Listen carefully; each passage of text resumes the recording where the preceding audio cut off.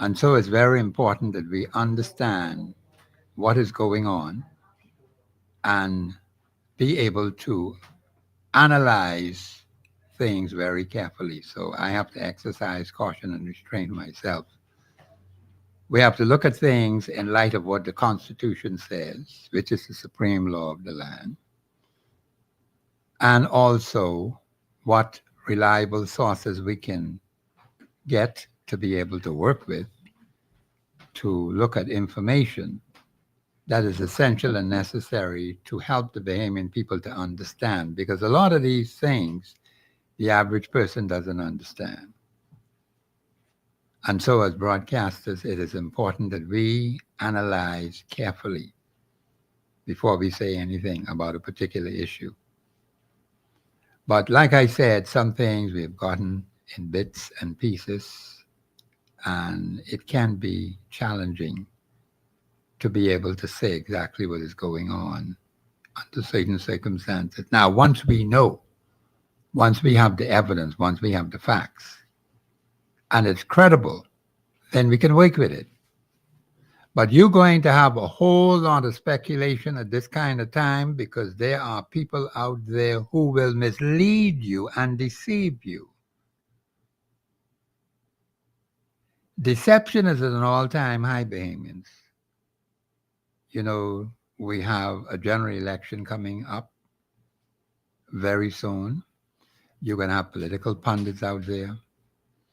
You're going to have people telling you God told them this, God told them that. We've heard that in the last general election. Not a living one of them came back and apologized to you. You could go back and check the record. God told them this, God told them that. And they were giving out false information. So be very careful of people who come with God in their mouth. Everything has to be authenticated by Scripture. Because God's word doesn't change. People tell lies. God doesn't tell lies. Now, either we're going to believe what he tells us in his word or we don't believe it. You know, this is supposed to be Holy Week. Being people that tell lies during Holy Week. What's wrong with our people? How we get like this?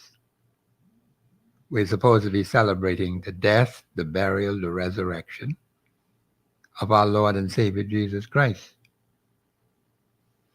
And of course, people will be eating their fish and their hot cross buns and so on. I understand on another station, particular representatives having something on Friday and inviting the public to come by for their hot cross buns and fish. That has its place and time, but when it comes to the spiritual development of our people, fame has got to be deeper than hot cross buns and fish. That's the physical side of things. The change has to occur within because we are carnal by nature, extremely carnal. In fact, Jeremiah 17:9 says, the heart is deceitful above all things, and it is desperately wicked. Who can know it? Well, God knows it. That's why he told us. So, Bahamians, it is most important that we make the necessary changes that are essential to be able to see improvement in our country. Now, I am going to say this before I bring my guests on. When you asked me last July the 8th, you say, Professor, what can we do?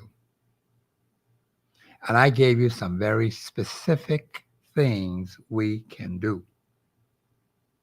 And I'm letting you get away with that. I asked two basic questions, one relating to the constituency, one relating to national issues. And no one has been able to answer either of those questions. When the question is asked, you people keep skirting around it. Either you know or you don't know.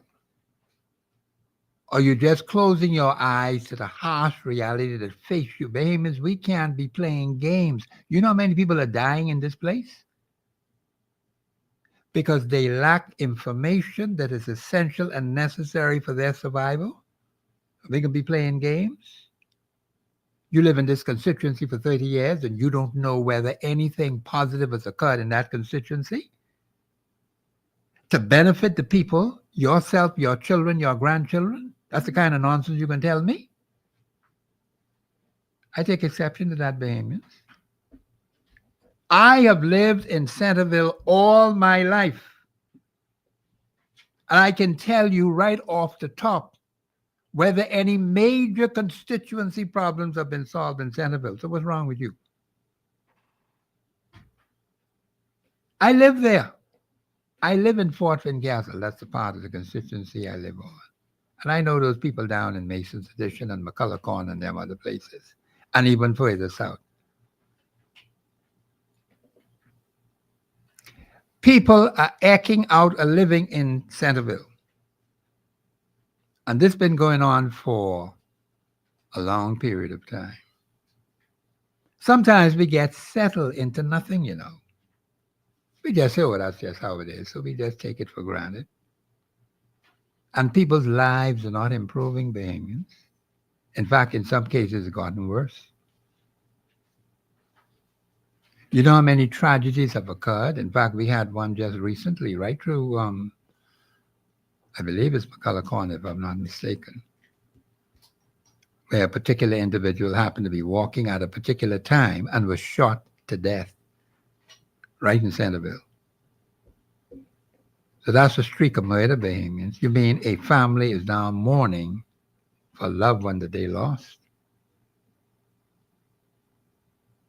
And since that event has occurred, you've had other shootouts in other communities.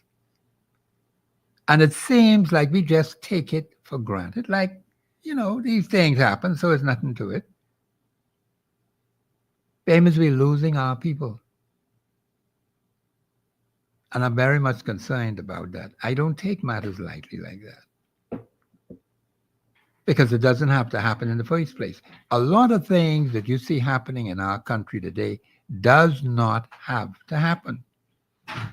If we change our behavior, Bahamians. Now, I said the best way to help the police is to be law-abiding. The police have a whole lot of cases right now they're investigating.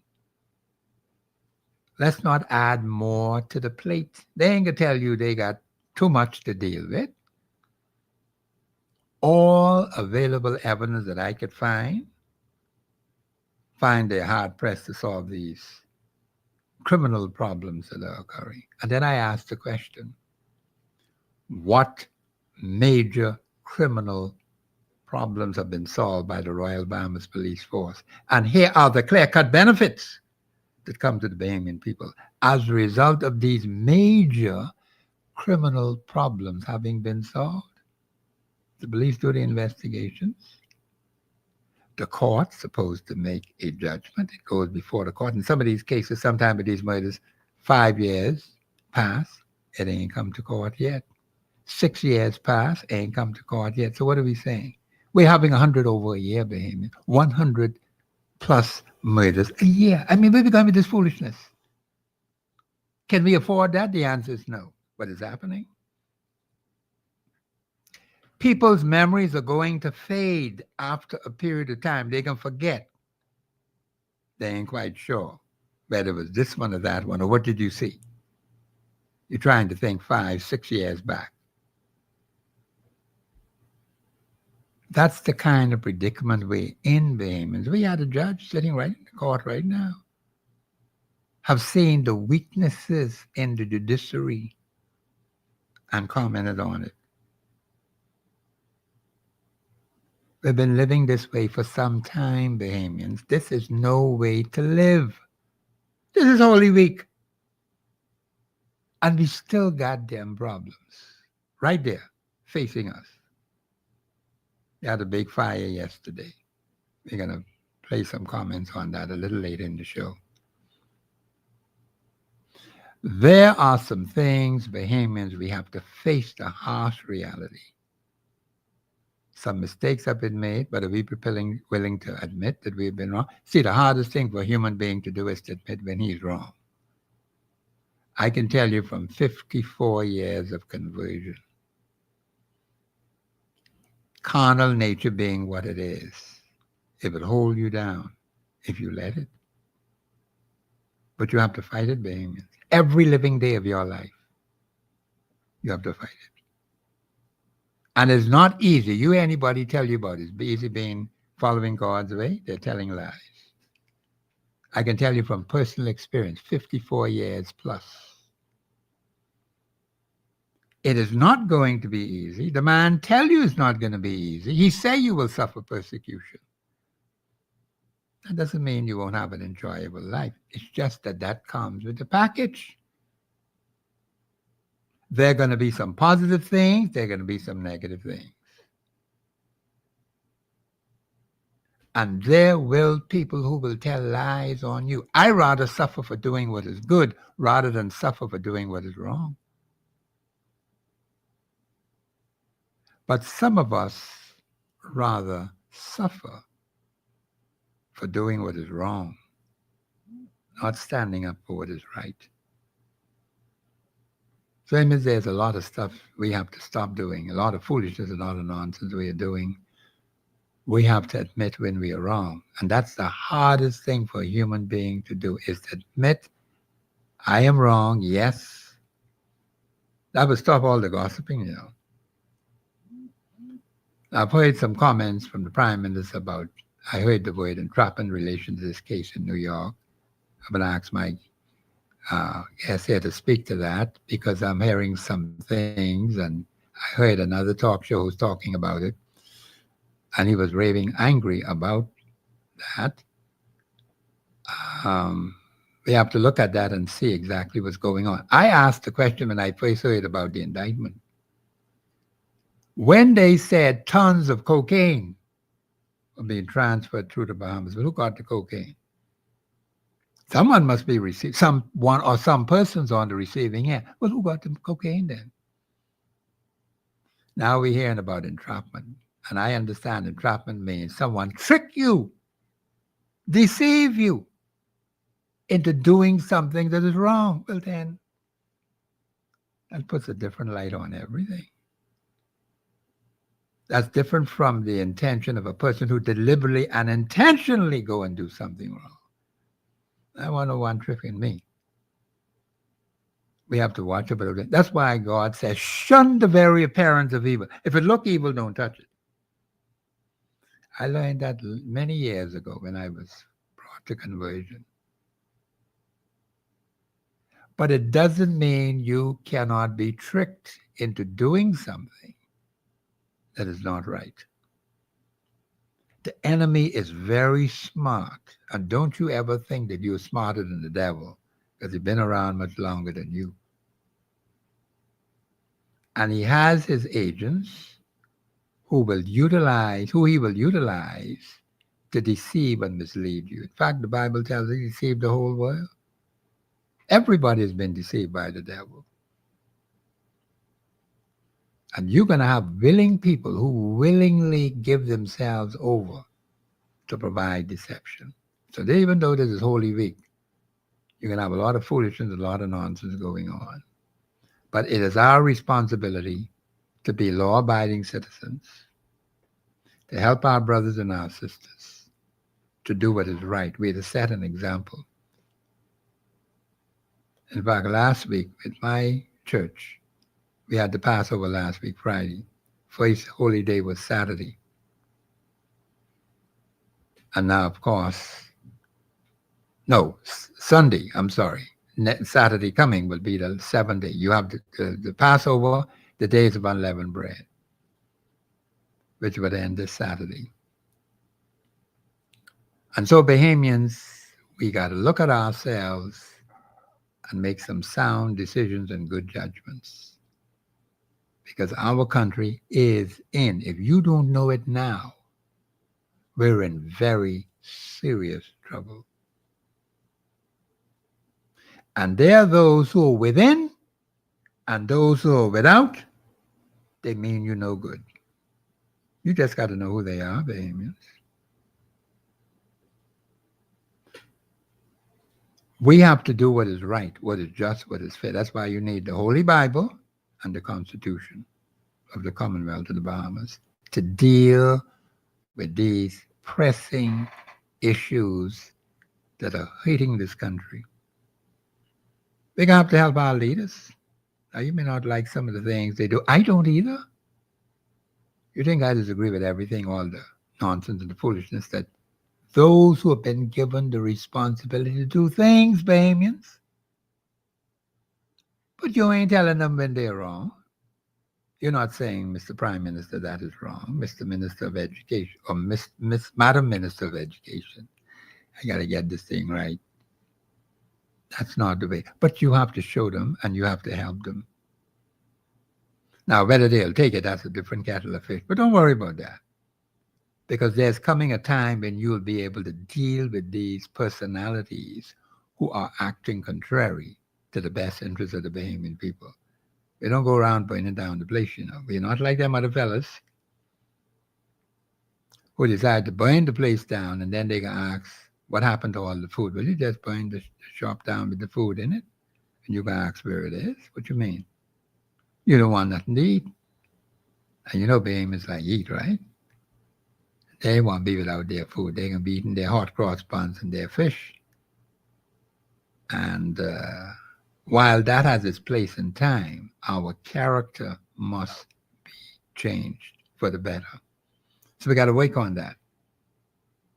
Of course, I have my special guest here, Brother Dwayne Hyland. Brother Dwayne Hyland, welcome to Express Yourself on the Global Radio Network 99.5 FM. I always tell you I like to talk till Christ come back.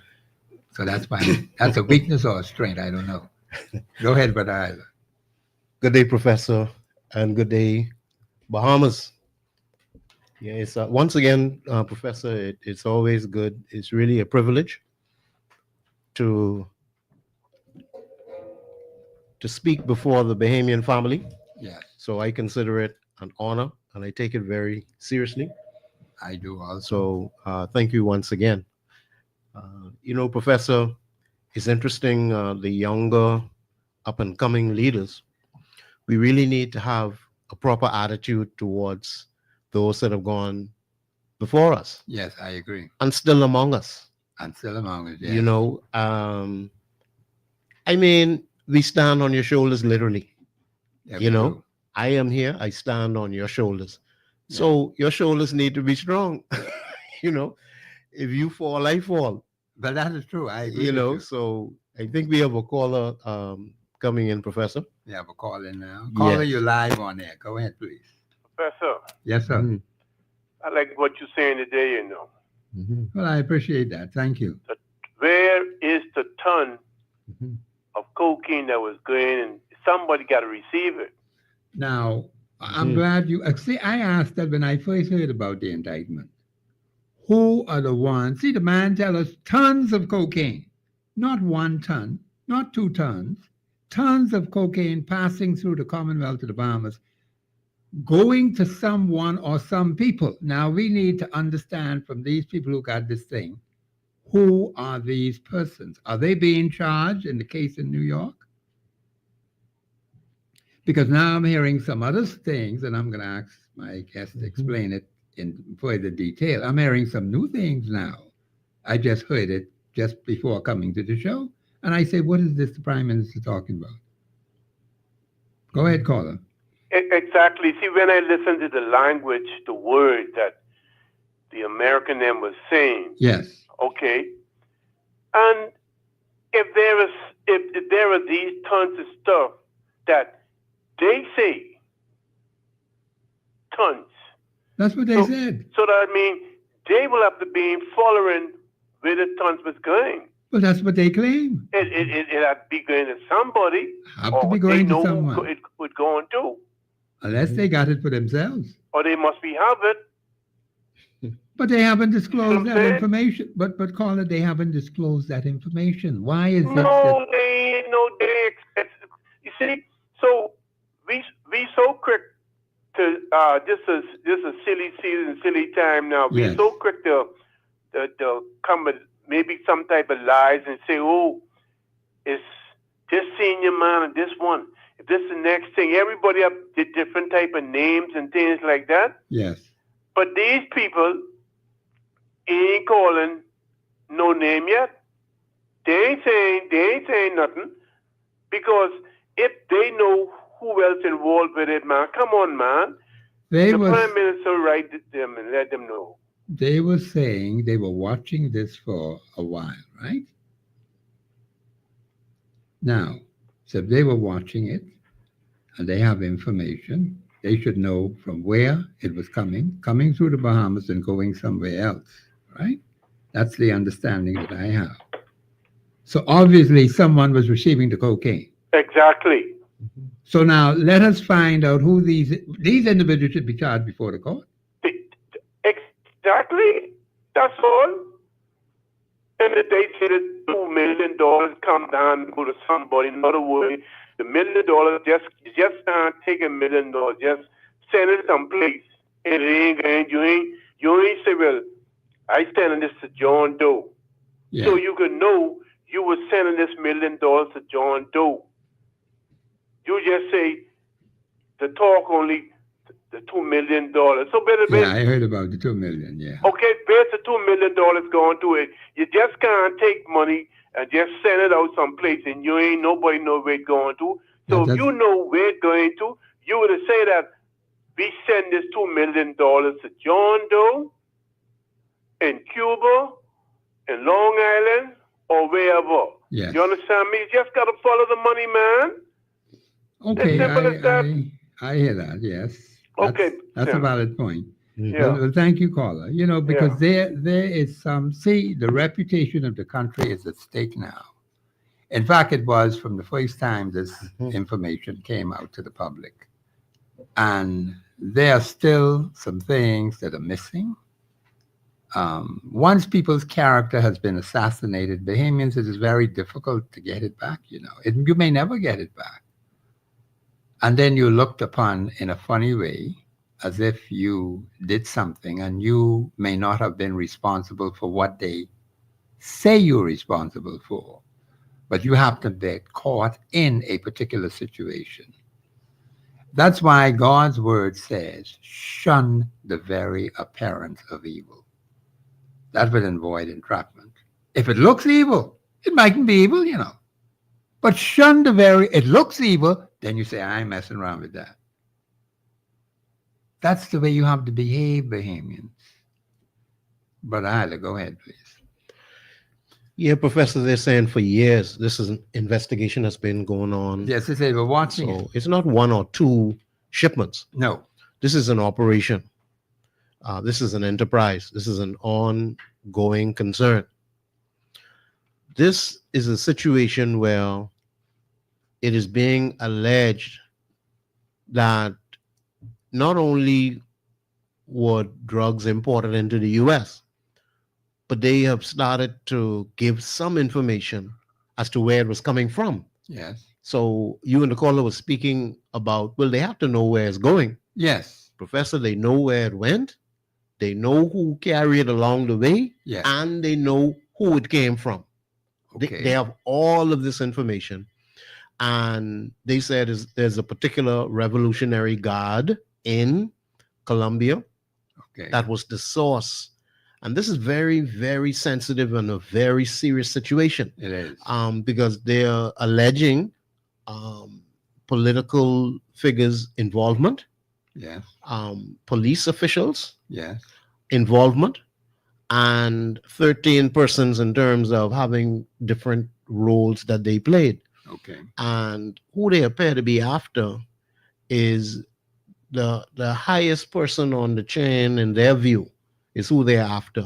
Okay. So as the Prime Minister described, they are in discovery now, in which this is where the prosecutor is now giving the accused a view of the information. So what we are, I wouldn't say speculating, but what we are curious about right now, those men that were accused are looking at the evidence before even going to court.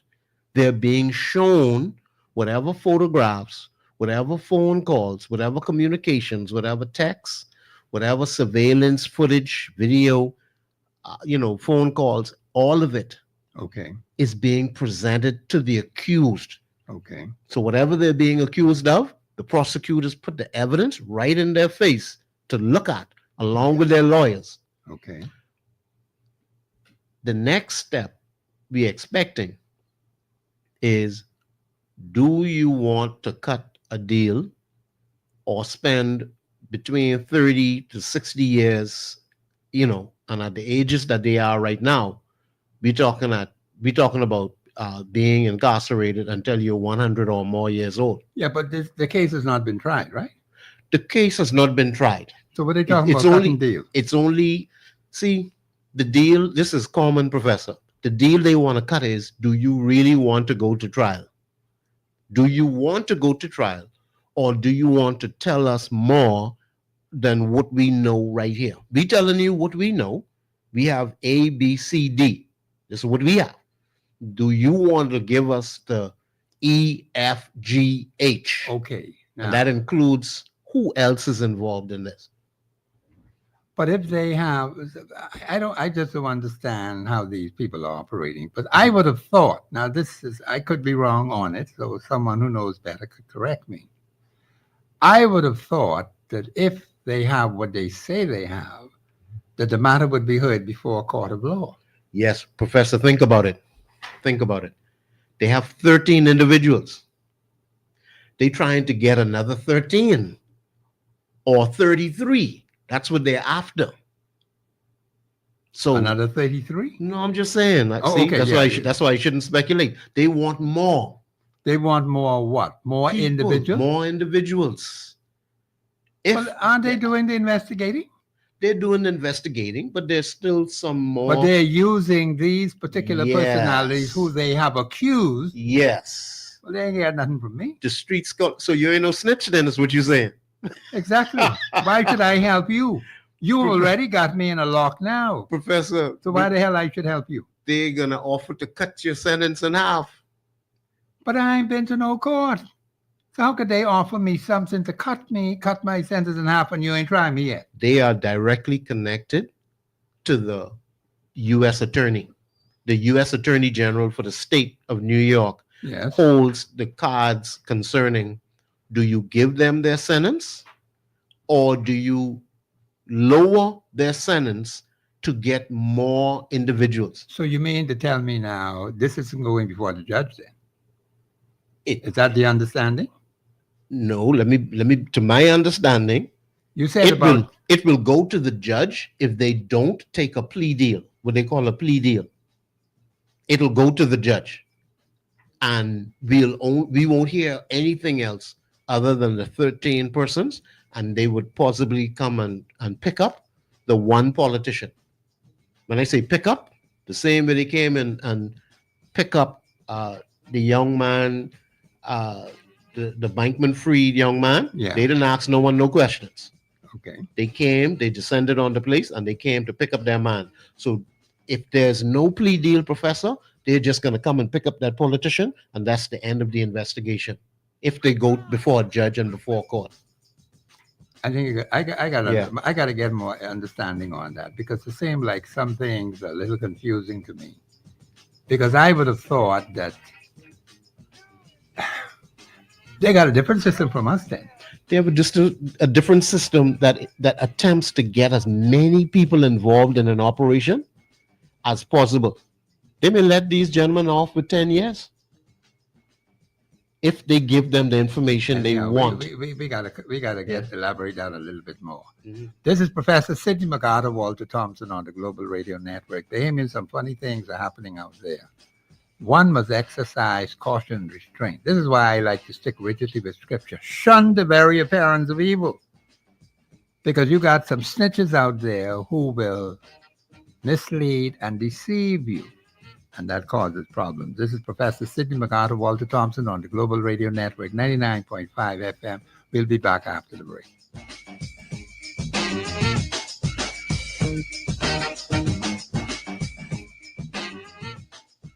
Express Yourself Live will return right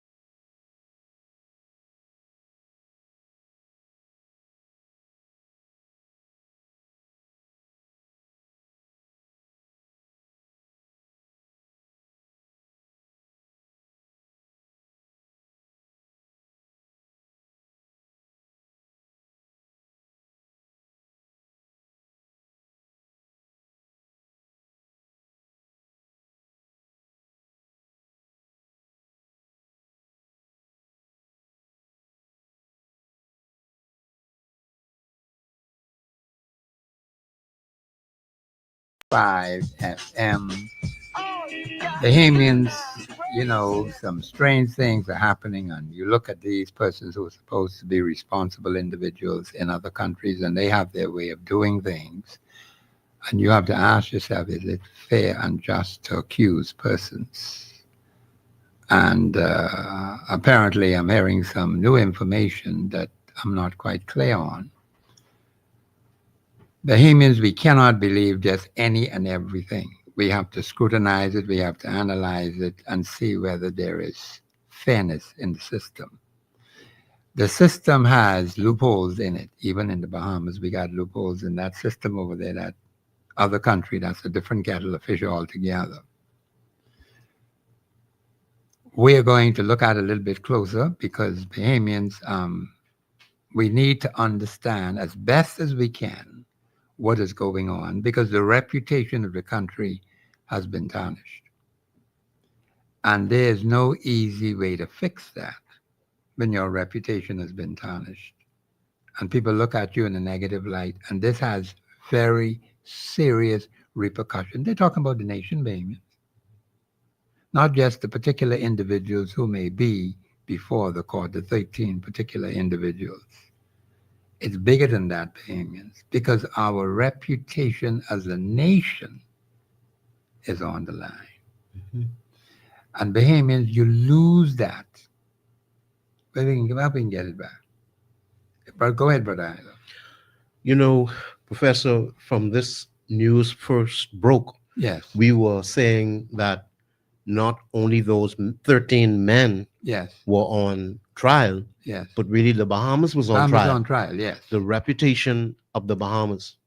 Because, I was thinking about it this morning. On the one hand, and I believe we'll speak about it a little later in the show. Yes. On the one hand, we have an astronaut in Aisha Bow going into space, Yes, carrying the Bahamian flag right. and showing the world, the entire world was watching that launch Exactly. as those women went into space. And Uh-huh. congratulations to Blue Origin and the whole aerospace team. Yes, So here's an aerospace engineer, Aisha Bow, doing the country proud. right. So the same way it increases our profile, Yes, it increases the value of what it is we can do, okay. inspiring persons.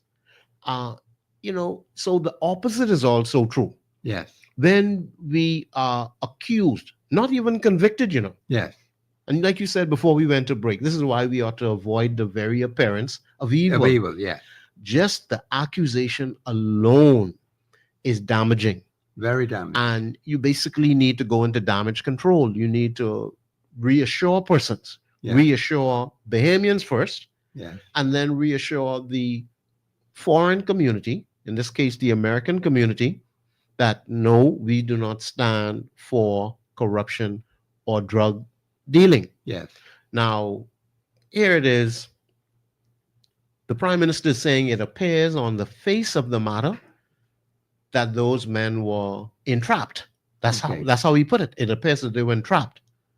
And we understand Mhm. entrap means what? Entrapped means induced, coerced, tempted, or presented with an opportunity that would cause you to do wrong. Entrapment is to lure you into something. Well, that's being deceitful. Well, it would be being deceitful, and we know two rights don't make a wrong. That is right. It's called a sting operation, Okay. where you would present somebody that is suspected of something. Yes. They have these things called bait cars. If you're concerned about an area where there's a high level of car theft, Right. they would put cars in certain places that would entice, would-be criminals. Okay. And they call that baiting.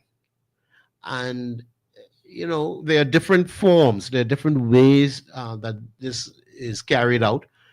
But there are sting operations, yes, where persons would pose as customers for illicit drugs or Okay. products. Now, is that according to law in the Bahamas and in the United States, No. as you understand it? As I understand it, I do not know that it is illegal. Now, I highly doubt, Professor, Mhm. we can't make any assumptions.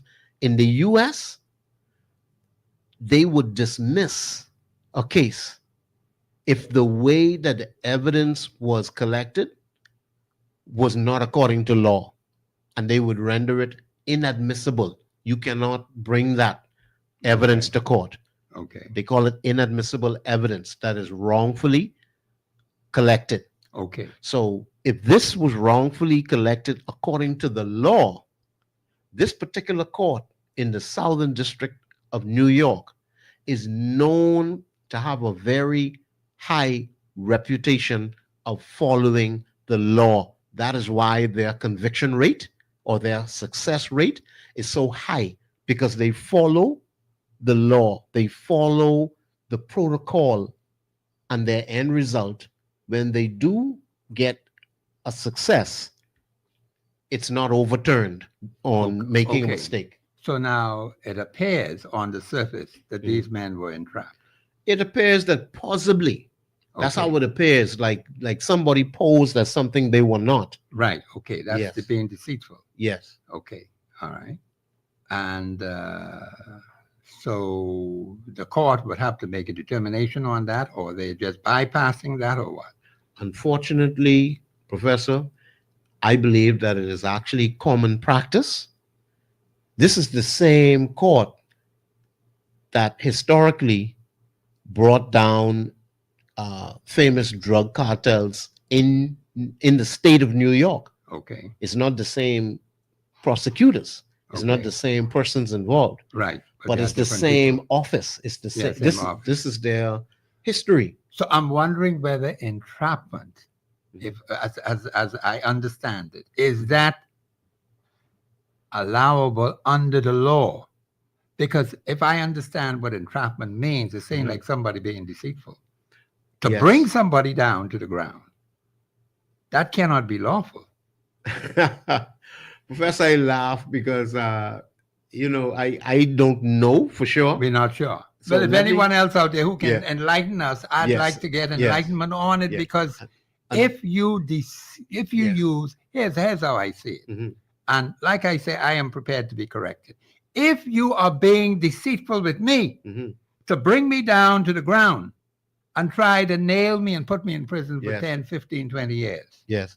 that cannot be right. Well, with your permission, Professor, Yes, sir. this would be the first time we're using artificial intelligence. If you do not mind, I could consult this telephone, Yes, sir. tablet, and use artificial intelligence to get an overview of Okay. entrapment. Okay. Is that okay with you? No, that's fine with me. Yeah. Okay.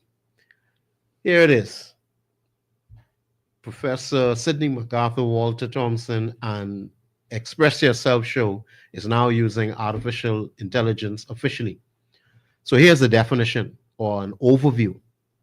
Entrapment is a legal defense used in criminal cases where a person is accused of committing an offense, arguing that they were induced by the government to commit the crime. Wow, that's serious. It's not a crime itself, but a defense against a criminal charge. Now that don't sound good, Well, Professor. I'll that read that. doesn't sound good. Let me read that again. section Read again. that again. Yeah. Not the whole thing, right? Just that last Just piece. that last The piece, last yeah. piece.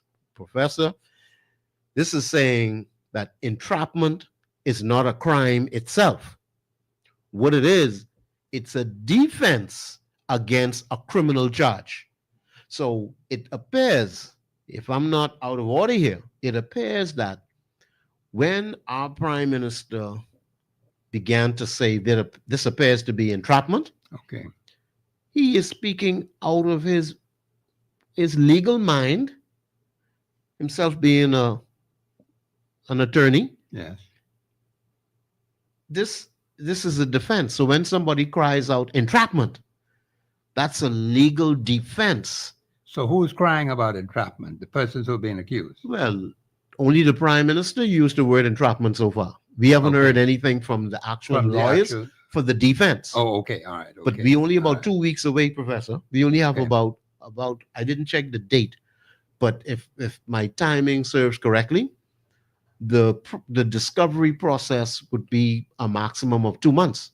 Okay. So you have 2 months to review the charges, the details of the Of the evidence Evidence. Okay. that is coming against you. And this is before stepping into court, before stepping before a judge Mhm. or a jury. So they have roughly, I believe, 2 more weeks. 2 more weeks. Okay, fine. Mhm. So now, as far as we understand, the particulars about what it is they're being accused of is reportedly being viewed by the persons being charged and also their lawyers. Is that the understanding? That's the understanding. That is Okay. likely All right. what is going to follow. Okay. That's likely what's going to follow. Now, Professor, my mind goes back to when this case first came to light. Yes. Some very serious allegations came along with the direct accusation or alleged charges against these men. Yes. There was I read the indictment, not the whole thing. It's over 70 pages, Professor. Okay. 70 pages of Right. information. Yes. Man, I don't think I got through 20 or 25 pages, and I simply said, this is a disaster. Professor, let me remind you, the US government also stated that the Bahamian government was not cooperating with them. Now, when they say that, what do they mean specifically, as far as you understand it? Okay. Using the example, a reporter asked the prime minister, Okay. about, when he made the statement of, yes, it appears to be entrapment. Okay. He was asked, let me read it right out of Okay. the paper. Read out the paper. Yeah. Right out of the paper. Okay. It says, Philip Brave Davis said yesterday, it appears the Bahamian law enforcement officers charged in a U.S. indictment in Mhm. connection with a massive cocaine smuggling operation were entrapped.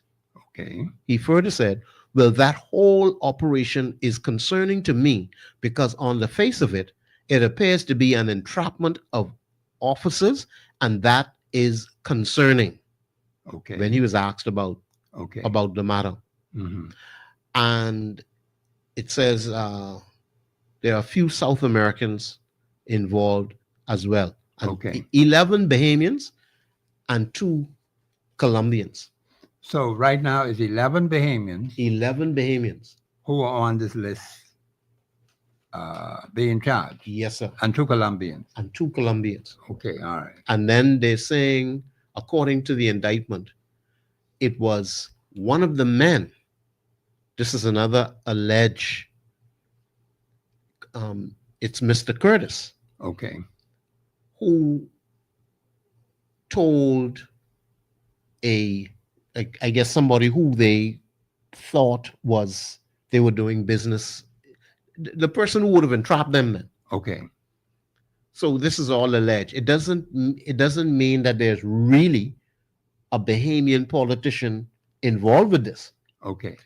Curtis told the person that was undercover, let's say. Okay. That's what the paper is reporting right here. Okay. Yeah. Curtis told a trafficker that a high-ranking Bahamian politician could, in exchange for $2 million, authorize law enforcement officers to assist with the cocaine shipments. Now, stop right there. Now, you said a whole lot in that phrase right there. That is a reported allegation. That is a reported allegation. But we have to accept that as it is now Mhm. because we don't have any further information in relation to that specific thing. But right in that itself, Mhm. and this Curtis man is what? He's a Bahamian Well, he is the senior officer. right now. Let's take it slow now. He's the Mhm. senior officer on the Royal Bahamas and Police the Force. Royal Bahamas Defense Police Force. what his rank is. He's not an assistant committee. He's a chief superintendent or something like that. Let me get it. Let me get it Okay, here. all right. Let me get it. All of this is very sensitive information, Professor, but we hang in the balance right here. Yeah. Okay. But we're going we're looking at what is being reported. We're not adding anything to it. It's saying chief superintendent. He's the chief superintendent in the Royal in Bahamas the Royal Police Police Force. Force. Okay, Yes. all right. Well, we got it right. I believe we have a Mhm. caller on the line. Caller, you live on air. Go ahead, please. Good afternoon, Professor. Hey, how are you? How are Hey, you? good afternoon. Good afternoon, Mr. Hyla. Yes. Good You day. know, I listened to the Prime Minister's statement, you know, Yes, ma'am. and it leads me to wonder because the Prime Minister, as far as the United States is concerned, has basically bypassed him. He didn't even know. They haven't told him anything. Okay. Yeah. So for him as the leader of the country, I understand he may be trained in law, but he have other persons out there who should be making these type of statements. Yes. That's very The serious. fact that these people have been entrapped. Yes. Look, nobody can entrap me Hmm. for doing wrong. Hmm. I know right and I know wrong. Right. That's why And the script. That's why the scripture says, "Shun the very appearance of evil." Exactly. That would avoid And entrapment. And not only that, these are our leading law enforcement people in Yeah. the country. A chief superintendent. You Yes. know, it's just, you know, little teenage child. No, it's not. You understand? Yes, These ma'am. are people who are supposed to be upright citizen and leading the country. Yes, ma'am. These are law enforcement people. Yes. You're not going to tell me that these folks are this what happened has come to light. That's who these people are. And for the nerve of him now to try to come and make this look good, Mm. it's not. Wow. America has been doing law enforcement for a very long time. Yes, ma'am. You know, I mean, there's some mistakes. Yeah, we all do make mistakes. But these folks aren't going to come with these type of cases if they don't have the evidence. Yes, ma'am. And now here goes him that they were entrapped. These are grown men. Yes, ma'am. Yes. These are law enforcement people. And caller, in line with what you're saying, caller, the newspaper is pointing out that our prime minister has shifted his tone. This is not the tone that he had immediately after the case broke. Yes. He took more of a tone that, you know, heads will roll, you know, Accountability. more of accountability. That was the I tone. agree Yes. with you. Yeah. And you know what I think, Mr. Hyla? Mhm. The next shoe is getting ready to drop in Mm. this state. Yes. And I feel he's trying to butter up the Bahamian people. So when whatever comes out for us to not believe it. Because Yeah. like you said, and I agree totally, when this first came out, it was like, oh, no, you're not going to embarrass my government. If you've done wrong, you will pay the price. You pay the Yes. price. Yeah. Yes. That was the Yes. tone he first came out with. Yes. And I'm reading it You here. know. He said, quote, "The tree will be shaken until every bad Yeah. apple falls." But I heard that. Yes. Yeah. Yeah. You're quite right. And now he comes out with entrapment. Entrapment. Yes. Yes. Another quote here is, "We are going to use every resource and consider every option. We will engage with our U.S. partners and assist fully in this investigation." That's a quote from him. Now, hold on, caller. Now, I'm glad you quoted that, Brother Hyla. What do we have now? Whether the government of the Bahamas has assisted fully with these U.S. people? Do we have anything that has happened? No, and I'm gonna appear to be vacillating here a bit, Professor, but to lean more on the side of the Prime Minister, he said that he sent a diplomatic note. Right. Remember that part? Yeah. Oh, I remember that. Yeah. And he was asked just yesterday. He was asked again, "Did you receive any response?" And he said, "No, not a word." And how long about this was now?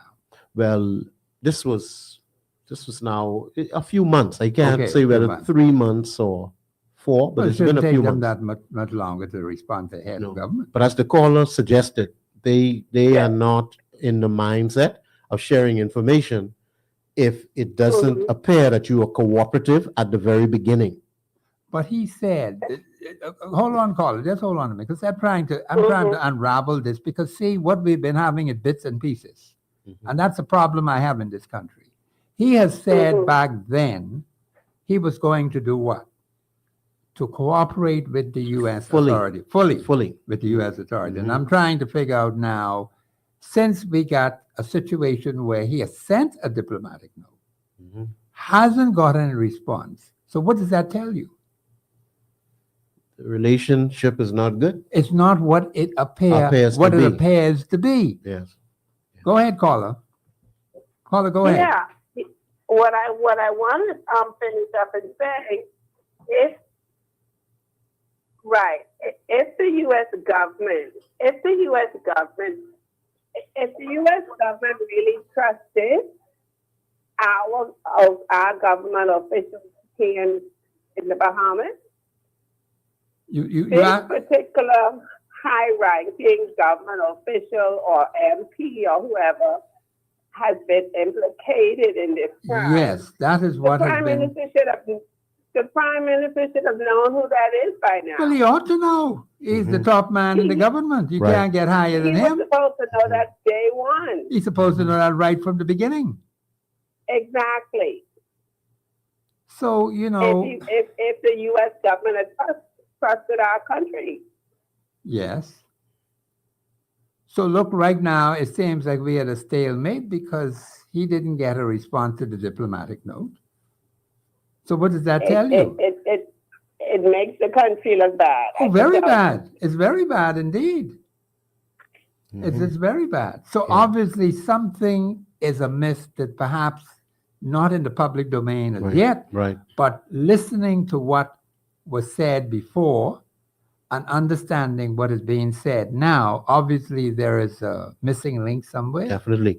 Well, Yeah, go ahead, Brother Adam. I'm just going to say quickly before you go, caller, what was very concerning to me as well, but I don't see where it was reported openly in the media, Yes. but when I read the indictment itself, Uh-huh.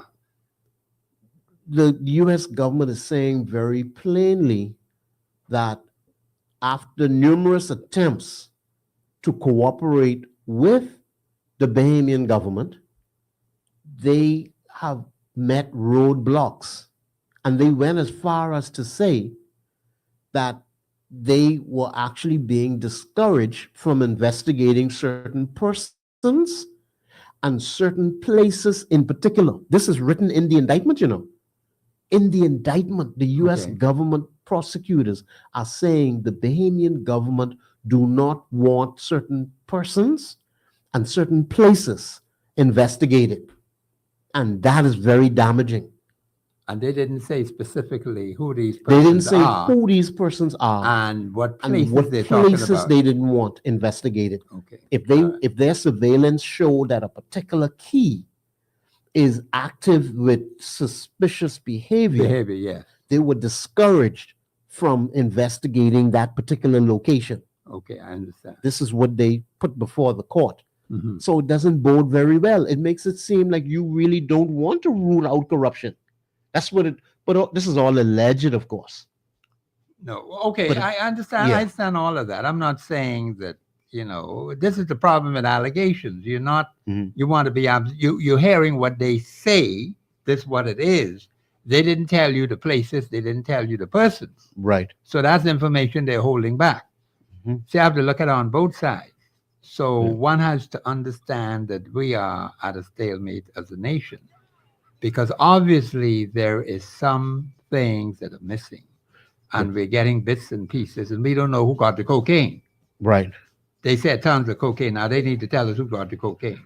Professor, I thought I was finished. Let me say this. 95% is the conviction rate. 95%, where in other parts of America, it's more like 70% success. So in this particular court, they say conviction rate on these matters Yes, are like 95. 95% because the evidence is so strong. Well, if the evidence is so strong, why are they not telling us? Why aren't they telling us what these places are? This Yeah. is the keys. These are the persons. Mhm. And who is this reported? Hold on, caller. Who is this reported high-ranking official? Is this a cabinet minister? Well, who the heck is it? Professor, for the first time, I'm thinking. Professor. No, Yes, the caller has a comment. Yeah, Go ahead. caller. Go ahead, Go please. ahead. Okay, what I want to say, as you asked the question, why are they not telling us who these people are? If the U.S.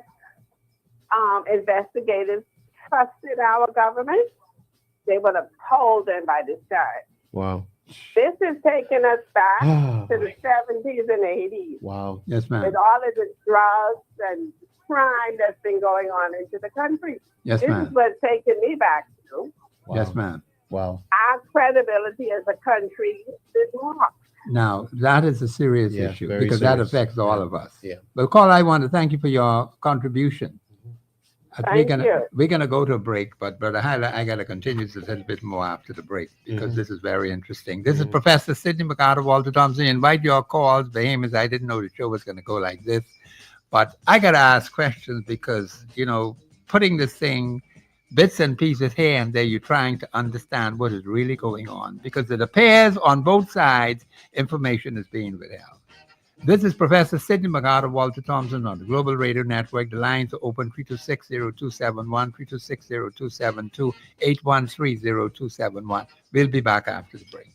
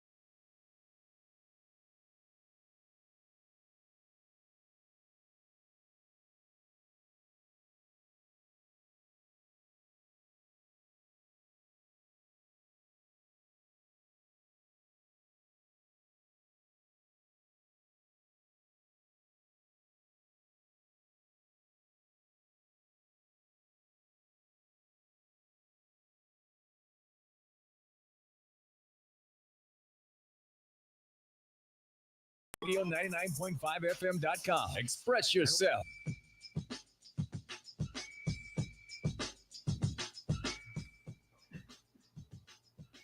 We're back.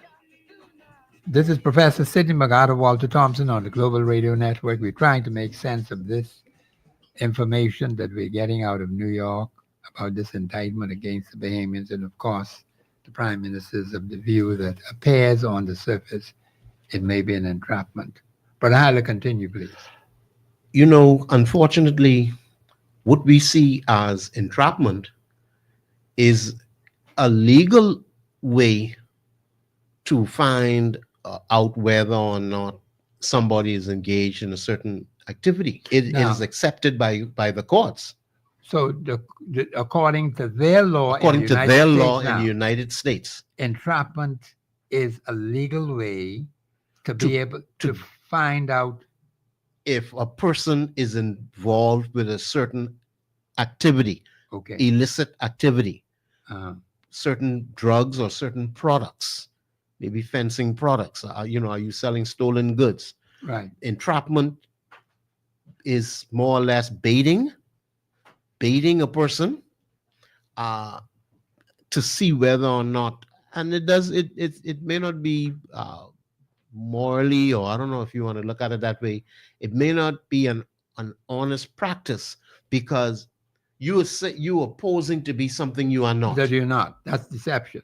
Right off the top. Right off the top. You're coming and you're saying, hey, I live in this particular city. Yes. And I'm involved in this particular business. Yes. You actually have to say something that is not true. Exactly. That's not true. Yeah. So that's deception right off. Yeah, that's deception. Okay. So I understand what the Prime Minister is saying on that side. Where does entrapment occur? Was it in the Bahamas or was it in the United States? That it wasn't stated where. Okay. But there was a case where one of the gentlemen was arrested in the United States. He was arrested in the United States. Yes. Picking up certain products or certain payment. Okay. Oh, I see. Okay. Yeah, that's how they collected. And I think he was the last person that they were waiting on. Uh-huh. Now he wasn't leaving the Bahamas if he had any idea. Well, that's what I'm saying. Why would he leave if he knew, if he had any information, that this was something that could have put him in a difficult position? Yeah. But we're going to continue that. I got to get this caller here. Caller, you live on air. Go ahead, please. Hey, Professor. Hey. Mr. Hyler, how y'all doing? Hi, good day, sir. I just want to chime in here. Have you ever caught a fish without bait?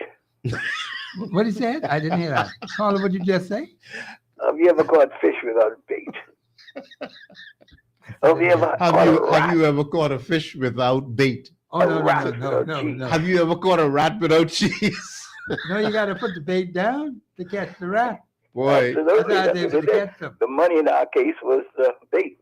Yes. And Professor, I'll tell you this. I rather entrapment than been taken in some back room the way we do it in the Bahamas. And you can't say used to do it. I'm still hearing reports of that, and nothing has ever, like you say, no one has ever come forward and said, this didn't happen or disprove anything, by firing and all this stuff. So I'm terrified of the police. And the gentleman who called in earlier always prompt me to call.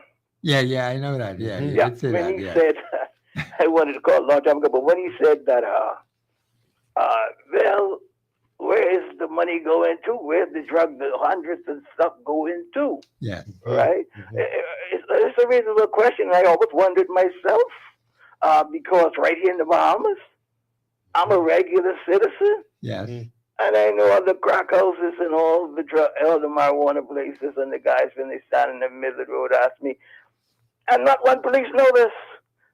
You go buy it from them now. Then you get stopped down the road. Yes. Something's wrong with that. Yeah, something's wrong with that. Wow. Yeah, that's all I want to lay on you today. Wow. Okay. All right, thank you. Well, thank you for your contribution. Strong contribution. Yeah, it is a strong contribution, yeah. How do you catch a rat without cheese? Well, you got to put the bait. And how do you catch a fish without bait? Yeah, well, I understand that, yes, Professor, we've discussed this before also. Let me say it again today. Yes. we have had numerous reports that the Bahamas is not cooperating with the international counterparts. When it comes to on the government level in general, Yes. and then when it comes on the policing level. Yes. Now, so I feel almost like apologizing, but I should not. The Bahamian people were told that we, the Royal Bahamas Defense Force, was going to engage the London counterpart or the Great Yes. Britain you're correct, right about counterpart that. Yes. to investigate criminal behavior. Yes. That is We true. were told by our then chief of police, international investigators are coming from Great Britain. Right. It never happened. It never happened. So that's misinformation. It's Let's put it that way. misinformation. It's a lot of things. I wouldn't want to get, I don't want to besmirch his character, but I'm not talking about the man himself, but anybody with that office. But see, you're talking about the fact that what the man said. He said it.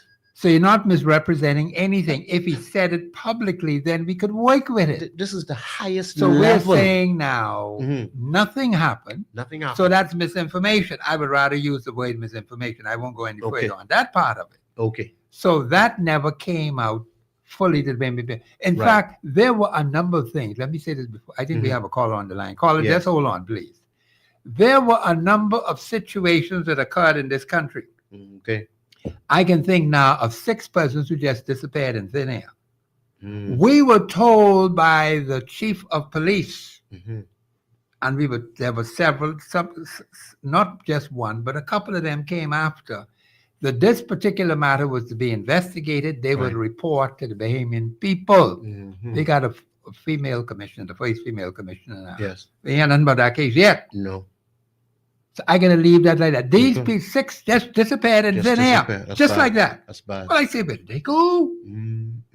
How does people just disappear like that? We have not gotten that answer yet. That's only one now. Right. Out of a number of them thinking through my head right now. Yes. Call you live on air. Go ahead, please. Good afternoon, Professor. Hey, what's happening, man? Wonderful, and good afternoon, Mr. Hyler. Hey, I hope you can give us some enlightenment on this, how this situation going, man. Well, man, it's simple. I just take off the shoe and I put it on my foot. What would I do, or what would I say? Okay. You understand? If caught in a situation, or allegedly caught in a situation like what they are caught in. Yes. I know the Prime Minister of the Bahamas. This investigation has been going on now for a couple of years. Okay. In the United States, governments are continuous, even though they don't act that way sometimes. And the last administration denoted that they had idea what was going on with this investigation. Okay. Now, when they lost their seat, governments are continuous, so there is something called turnover papers or something like that. Information. That each government turn over from one segment to the next.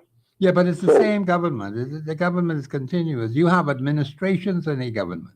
That is what I am saying. Yes. They are basically continuous. So if you think Brave, as the top man in this country, don't know what in the world is going on that minister them knew, then we got ice to sell to Eskimos. But what Brave is doing, Brave has set out on a mission to repeat himself as government. However, these kind of things are obviously going to derail him. Now, thank goodness the United States, when they do investigations, sometimes it may take a year, 2 or 3, which buys Brave Davis enough time now to do damage control. Okay. What he is trying to do now to the Bahamian people is damage control. Could I interject just a moment there, caller? Go ahead, Mr. Hyler. The discovery phase of this trial only has about 2 more weeks, 3 at the most. Okay. At that point, either they are going to court in a rush. This is either going before a judge, and all of the information is going to be out. Let's give it roughly a month from now. Either they're going to court and everything is going to be out. Who the politician is, everything is going to be out about a month from now. Yeah, I still look at it. See, this fella hell bent. He got all his sales and his tiller heading in the direction of a repeat. And but if, like I say, a lot of weather and stuff kicking up. Yes. And he's being derailed. So the only thing you ever see, which I say, you ever see fish fry and call it fish steak? Right.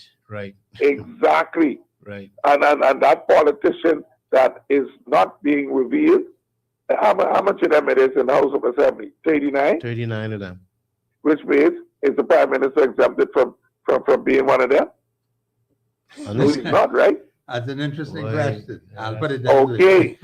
You got I ain't gonna talk on me if I know it's me, or I ain't gonna talk on Sidney if I know that's my neighbor and I might not talk. Yeah. So all it is damage control. But like you say, Hyla, we can find out in a minute what number gives in the dream box. Yeah, and the only thing that is gonna extend this is if the gentleman take a plea deal and don't want to go to court. And that would extend the time a little more. That buy him time. That will buy him a little more time. Yeah. That would buy him time to try to win that red passport again, which offers him diplomatic immunity for another 5 years. If the gentleman rat out anybody, if the gentleman really disclose information, the courts are going to want to investigate the veracity or the truth or the quality of that information. That is correct. So they may take another 3 months or 6 months to investigate. Brave them are attorneys, and obviously everybody above board in terms of attorneys. So somebody pull him aside and say, wait, Brave, all of this or all of that. Because, in America, once you all of certain things, more than likely, you can get off your case. Mm-hmm. And then sue. So I don't think he don't know that. That's my point. He knows everything. I hear you. I was reluctant to say it, but he knows. Information could get leaked from the lawyers or the gentlemen themselves. So that's a slippery slope. So I'll back away from it.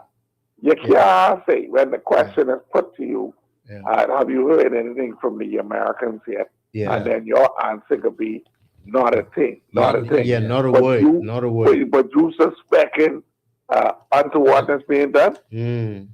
Thanks for taking my call. Yeah, thank you, Carl. Understood. Thank you. It's very interesting. These comments that are coming out on both sides. I think it's important to state before we move on to any clip, Professor. Yes. I think it's important to say what the potential sentences are. Oh, okay. Yes. For these alleged crimes. Yes. Okay. The minimum is 10 years, but the maximum is life imprisonment. Life imprisonment. What does life imprisonment mean? That's for the end of your natural life, or what? Is that the interpretation? I believe that is the end of your natural life. It just depends on whether or not they give you parole. Okay. I don't know whether or not parole is given. It's given and then the size of the enterprise that is being alleged, Professor. This ain't 10 years. 10 years. No, this ain't 10 years. That's going to be much more than that. Yes, sir. Do we have a call on the line now? Yes. Caller, you live on air. Go ahead, please. Hey, good afternoon, Professor. Hey, and good afternoon, your guest, and good afternoon, Bahamas. Hey, Professor, the day should have been Monday because a lot of people don't know our Constitution, A lot of people don't know it. Yeah, and guess what, Professor? The big time people don't know it. Professor, I'm lighting some people up on it. Listen here. In the Bahamas, you cannot trap a person. You cannot take no picture with me as you say I got your camera on. In the Bahamas, you cannot do that. So why do you think all them trappings be in other foreign states? You can't do that. And any trapping you do, guess what you got to do? You got to go to the commissioner of police and you have to say, listen, you can do a thing on so and so. And the commissioner of police have to give you right. You can't turn no camera on the human people. A lot of us don't know that, Mm-hmm. You know what I said? You have a valid point, yes. All right. You cannot, you could do it, right? Like but how we do it. You don't have a right to interfere. No, but you cannot interfere in people's privacy. That's right in the Bahamas. That's right. A lot of people don't know that. Contrary to the Constitution. You cannot do that. Yes. When you see all of them get trapped again all about in a different country and touch it, but you cannot turn no camera. That can't allow in our court. That can't work in our courts. And listen, Professor, I got to say this. And no, see, the Bahamas is bigger than everybody, bigger than this one, bigger than me, bigger than everybody. Yes. And to protect this Bahamas, we got the most, no, pressure, we could sell this law, the most dangerous drug dealing act law, 2000. Man, nobody could say we's a drug, how we could be a drug dealing country and we got the most baddest law in the world.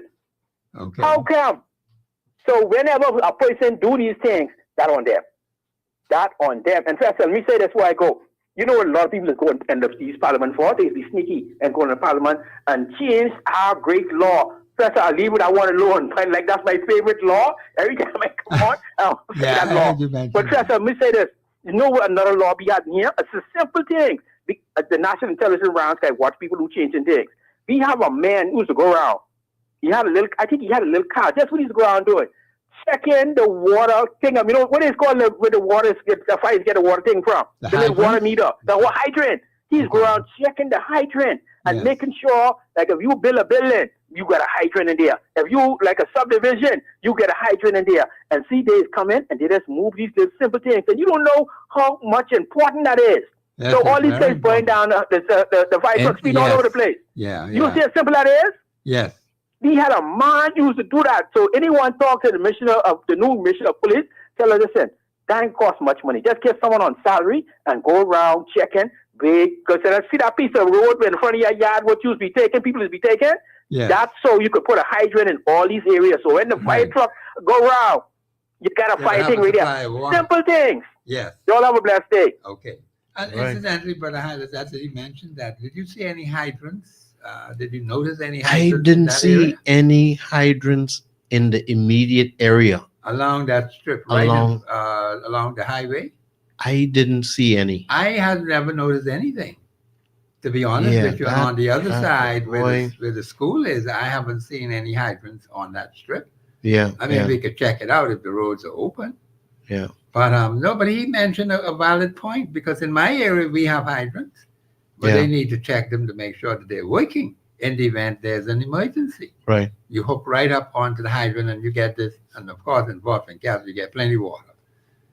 They have an unlimited supply of water on that side. But the point is the hydrants are the ones that is important where the hoses could be hooked on into it and they could get water to be able to do what needs to be done. That's a valid point that he brought up because they're supposed to be checking on them all the time to make sure that they are in shape, that in the event there's an emergency, Mhm. you can operate with it. But that's a very valid point. Yeah, Professor, I'll ask some questions and I'll take a look at that. But I noticed that, yeah, the engines were not connecting to any hydrants nearby at all. Yes. Once they arrived, that was it. That I was didn't it, see yeah. anybody going like up the street or nearby To get to a hydrant. to get to hydrant. I don't think there are any in that area. Boy, that's serious because But you know, if there are none, that's a real problem. No wonder why they had Mhm. difficulty trying to out the fire. yeah. She. And then there was no sprinkler because even though you would figure, okay, when the building is complete, Please. you would have a sprinkler system. Yes. But it also makes sense to have a sprinkler system while you are carrying on construction. That is as true, well. yeah. In the event, you have You know, an emergency. So it's really unfortunate. No, it is very unfortunate. Unfortunate what Yeah. happened.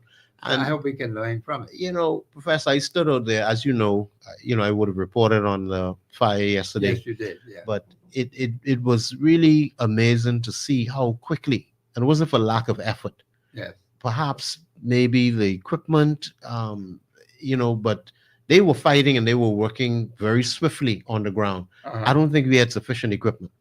But, Okay. All right. Yeah. Okay. I believe we have a call on the line. Call you live on air. Go ahead, please. Yeah, Professor Hyla, this Hey. year and call back. Hey, good day. Because that fella brought up a very interesting point Mhm. because one time ago I spoke on the exact same thing Mhm. when we were a fledgling country, a little small country fishing village. Yes. There were hydrants in the front of sometimes our homes. Mhm. Like we got one of here, but there were Yeah, there's hydrants one right all there. over the place. Mhm. Yes.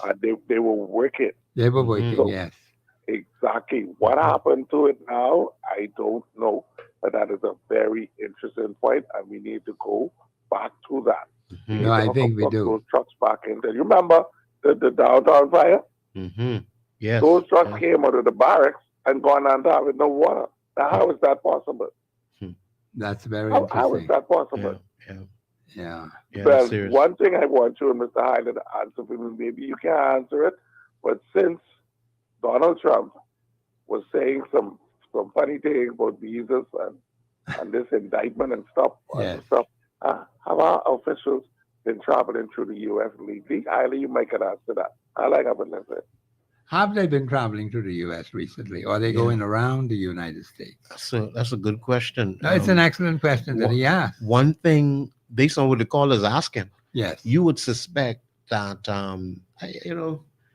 Professor, I don't know why, we had the whole cabinet gone to Abaco. Yes. If not the whole cabinet, the majority of a it, large number. And we saw the videos too. Yes. We saw the videos of all these cabinet members pulling up into Abaco at the Haitian Pastors Church. Convention at Right. that church, right? Right, yes. That's the type of activity that should be taking place in Washington, D.C. Exactly. And the United Nations. You need to show up with 20 cabinet ministers or 10 of them show up in Washington, D.C. if you're serious about fighting crime, if you're serious about defending the nation. Yeah. So we appear to have the opposite. We're shying away from partnering with our international counterparts. Professor, I'm going to go right here with this. I've said it before, but here's where I'm going to go with this. The Turks and Caicos Islands, when crisis strike in terms of crime, that's our baby sister. 50,000 is the population, roughly 50,000. Small nation. They are now. Turks and Caicos, that's a colony. It's a colony. Yeah. It's a colony of the British government. That's right. So here it is now.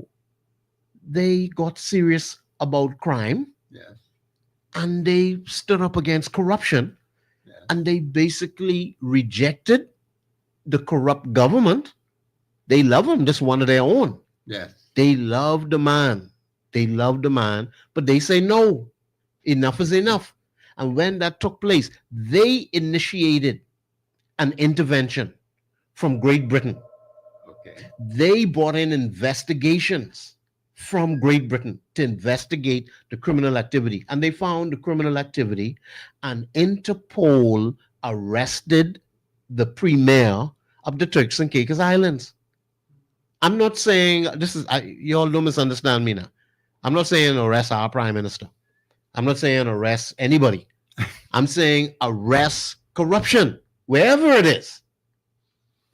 Yes, okay, I don't have a problem with that, but you have to do the investigation to know who is who. But we appear to not want no investigation. Where is the FBI or the National Crime Agency out of Great Britain? We don't want it. Why don't we want it, Professor? Let's say the government of Bahamas. The government of the Bahamas doesn't want it. AMV. You think the people don't want it? I think the people want it. But they voting for the people who don't want it. Now that's a different type of issue. Now you see, now you you open up another can of worms. We have to deal with that aspect of it too. Why do we have these kind of situations? We need to think seriously about these things, man. I believe I hear the music in the background. If we could see the prosperity if we could see the prosperity that's on the other side of the corruption. I just want to close this segment out by saying the Turks and Caicos Islands are now ranked number 1 for weddings, honeymoon, yeah. Number 1. They took the place over from the Bahamas. Now that's another thing again. This is Professor Sidney MacArthur, Walter Thompson on the Global Radio Network. See, Bahamas, we're asking a lot of questions. We want you to call in. Those who have information, enlighten us, because I want to be enlightened on this case, what's happening in New York. And of course, we have some comments about the fire that occurred yesterday. We will be covering that in the next part. This is Professor Sidney MacArthur, Walter Thompson on the Global Radio Network, 99.5 FM. We'll be back after the break.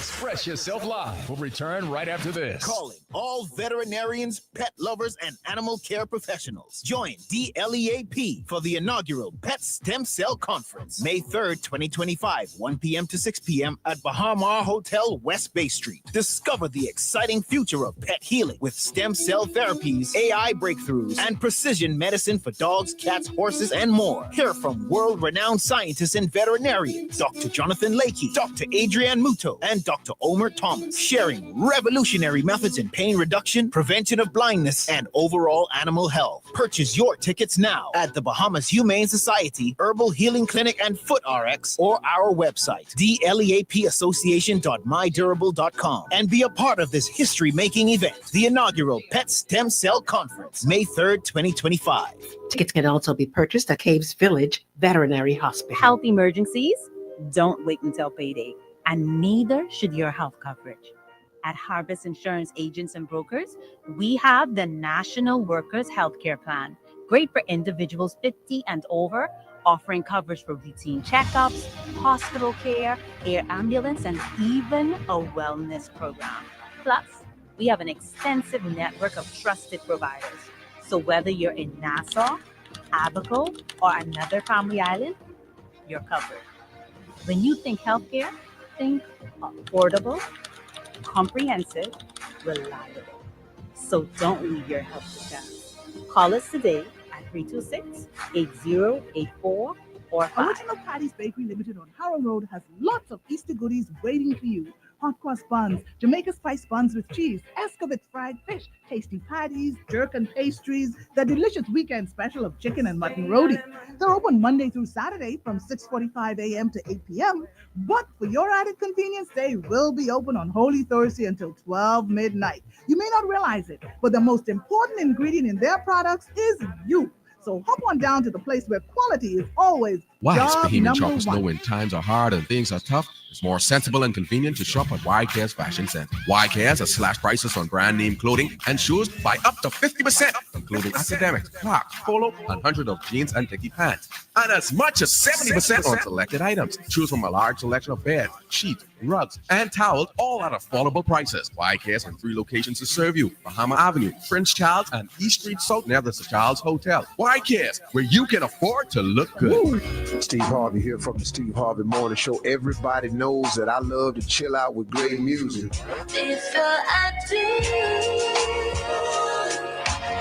There's only one place you can get this. Tonight at 7 p.m.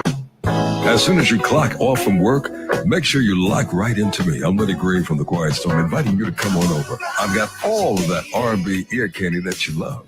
Plus, we'll engage in conversations inside of Confessions of Love and so much more. And you never know who's going to drop by. It's The Quiet Storm, all getting underway tonight, 7 o'clock, right here on Global 99.5. I'm Buddy Green from The Quiet Storm. Keep it going. From East Street to Blue Hill Road, it's your chance to join the discussion of today's issue. Yeah, let your voice be heard. Speak your mind and express yourself. Call in and participate at 326-0271 or 326-0272. WhatsApp us your concerns on 809-2310. Follow us live on Facebook and globalradio99.5fm.com. Express yourself. This is Professor Sidney MacArthur Walter Thompson on the Global Radio Network. I think we're in our last portion of the show. The lines are open 326-0271, 326-0272. 813-0271. Bahamas, we have very serious issues that we have. Remember, I asked you to cooperate with me because we need to deal with these issues. Caller, you live on air. Go ahead, please. Can you hear me? Yeah, go ahead, caller. Yeah, okay. One of the things that I'm concerned about is I'm not a Grand Bahamian, but I moved here in 69. 69, that's a good way back. Yeah. Yeah, the problem they have is the government and the U.S. government always has a problem with the Bahamas. The Bahamas is not one island. The Bahamas is an archipelago of several islands. Yeah. So when we go up against the U.S. Embassy and they say they have a problem with rape and murder in Nassau, it's banned throughout the Bahamas. I live in Grand Bahama. We don't have that problem here. Okay. So why they can't just to find which islands there are that has this problem. Because it's becoming pathetic that every time I listen to a radio station, it comes on as the Bahamas. Yes. Grand Bahama don't have that problem. We do not have a problem with no rape. We don't have no problem with no tourists being molested. And I could attest to you that no other island in the Bahamas, other than you all in Nassau, have this problem. Okay. That you all need to get Nassau fixed and not the Bahamas fixed. All right. Okay, Carl. I know. I think you have a lot strong of point. Yeah. Don't come back. Don't be coming back and saying the Bahamas. The Bahamas is not one island. Please stop it. Tell the embassy, stop it. Okay. Yeah, Carl, no, you have a valid point. I Okay. have to agree with him on that point because one particular island, well, basically New Providence is where the problems are generally, and he's correct in his assessment. It's the duty of the government of the Bahamas to protect the image of the Bahamian people, and the government is not doing that. Well, We're allowing the embassy to get away with this foolishness. Well, they have trouble defending their own image. Talk about the country. Well, the caller has a very valid But it's a point. very good point. No, it's a very, very It's a good very point. good point. We're going to have to The expound on negative that. shadow. Grand Bahama is suffering based on the bad behavior of New Providence. Yeah, exactly. Yes, that's why people need to understand that. Yeah, But that's a valid point. And before we go to Facebook to read these comments, my mind just went on Carifta. Okay. I mean, the Carifta team, the head coach, was it Derek Wells, is out of Grand Bahama, and a substantial amount of the Carifta athletes are from Grand Bahama. Okay. The majority of the team, in terms of swimming in particular, I was reading an article, and then got to send a shout out to Mako Aquatics. I mean, they swimming like fish. They're very fast and they're doing very well. Carifta is coming up this weekend as well. Carifta is about to come up. So the swimming events are already on now. About to. About to. It's coming up. So I mean, all this good work that they're putting in, right? And yet they are getting a bad name. Being overshadowed. It's all being overshadowed. Yes. Okay. So Facebook. Facebook is saying, okay, Major is asking, has there been any investigations into the politicians as yet? That's an interesting question. I don't know of any so far. Johnson is asking, it's a saying, what goes around comes around. Kerry is saying, the PM is good on haven't seen no corruption from any of my colleagues. Or that seems to be what he is saying. Thompson is saying, give you a hint. The person made a statement that it'll all be left to the prime minister. So that's the hint. Okay. Ellis is saying, I'll take the plea deal. Mama say what doesn't come out in the wash will come out in the rinse water. Interesting. Kerry saying again, we're not going to know everything until it comes out in the U.S. That's how we found out about this case. Okay. McPhee is saying, I hope it's not him. I can say who it sounds like you're talking about. Kerry is saying, blackmail is going to be on another show, hard copy today. Okay. That's 7. Kerry, 6 o'clock. Say these are lies. Okay. McPhee is saying, say hi, you can't wait for the show later. Say good afternoon. Say it's gonna say everybody talking about the PM statement. Okay. Say yes. Say was expecting to hear something from last week. Miller's saying, I love this talk show. Thank you very much, Professor. Thanks to you as well. Yes. Say this government ain't serious about nothing. Say no, I'm wrong. They serious about campaigning, and that's all they serious about. Yes. Innocent suffer for the guilty. We suffering for our leaders' mistakes. Ben saying good afternoon. The children of Grand Bahama seem to be more disciplined and athletically inclined. Very interesting. But that's very interesting. Yeah, very interesting. That's a positive move. I mean, Grand You Bahama. got to captivate those positive things. Definitely. I've said before that the Bahamas is like among the most well-behaved in the Caribbean. You did say that. But it could also be said that Grand Bahama, for the size of the population, yes, they are more well-behaved than New Providence. Oh yeah, they certainly. You know, so yeah. No man, we got to do something with Grand Bahama, man. It can't stay like this. No, I certainly agree. So we gonna move on to. You want to move on to that clip, Professor? Yes, or? yeah, Mr. Producer, you can put the first clip in, please. At 10:44 a.m. today, we received a report. Our fire controller received a report that there was a fire in the generator room at Solomon's here on the East-West Highway. At 10:51, my units arrived on scene. Of course, we confirmed that, which you're seeing here today, and they began to work this fire.